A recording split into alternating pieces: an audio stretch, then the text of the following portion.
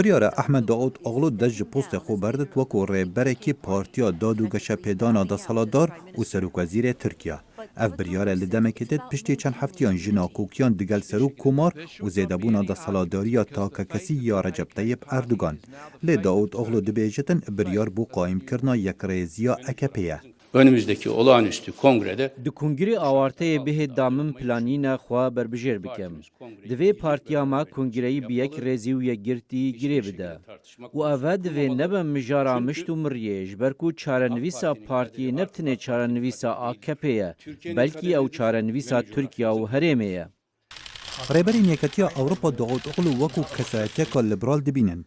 Digal hebûna têkeliyên wî yên qayîm digal rêberên Ewropa lê Amerîka dibêjitin destberdana wî ji postî bandorên naxte ser têkeliyên her du welatan. Serokwezîr şerîkekî baş bû bo Amerîka. Helbet ew û cêgirê serokê Amerîka ji nêzik ve tevlî pirsên dualî dibûn. Bi baweriya min ev bandorê li ser karê bi cihkirina stratîjiya Amerîka û Tirkiya ya şikandina Daeş nake. Kesayetî û rêbaza siyasî Davutoğlu bûçunên cida di nav xelkê İstanbulê da peyda kirin. Çok büyük bir kaygım yok. Min çunî geraniyeka mezin nîne. Gelek de selatê werdigirin û gelek jî bicih têlin. Ez bawer dikim ev guherîneke li welatî û destpêkê bû siyaseteka cida. Ben üzüldüm. Ez ne dilxweşim ji ber ku çi opozisyona mezin di nav AKP de nema. Ew êk ji wan bû niha wî dest ji postê xwe berda.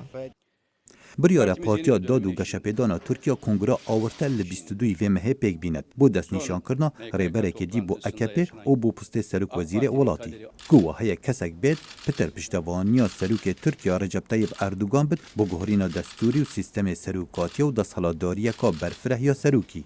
Şarezayên siyasî dibêjin Erdogan hezer dike Davutoğlu gelekî pêşkefti di nav civaka siyasî ya nefneteweyî da.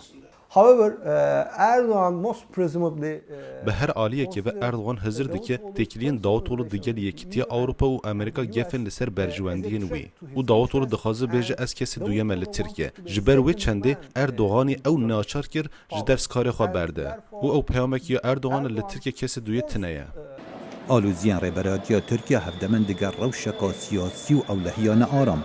لدم ترکیه دخوازت سرداری دیگر پرسا اندامبونا یکیتی اروپا و پنابرین سوری و شر دجی دولت اسلامی و شروان کرد دکرد.